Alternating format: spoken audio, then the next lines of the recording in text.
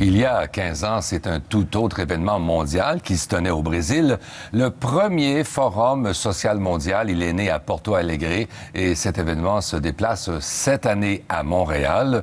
C'est la première fois que ce rendez-vous des altermondialistes se tient dans un pays développé.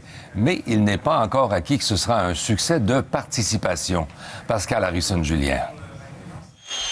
Muita gente que está em Davos não gosta de mim sem me conhecer. De 2001 à 2003, Porto Alegre au Brésil était l'hôte de ce forum social mondial créé pour faire un pied de nez aux autres grands rendez-vous économiques, comme celui de Davos en Suisse. Les participants y ont réclamé notamment l'importance de mettre l'humain au cœur des préoccupations économiques. Nous avons dit un autre monde est possible. Le Brésilien Francesco Whitaker est l'un des cofondateurs du forum. Après Porto Alegre, Mumbai et Tunis, entre autres, l'architecte de formation croit qu'il est important de transporter l'événement au nord. C'est une nécessité.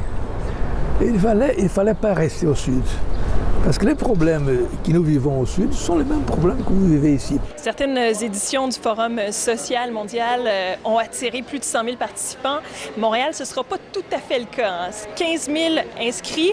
Toutefois, les organisateurs espèrent que les gens d'ici vont faire grossir les rangs.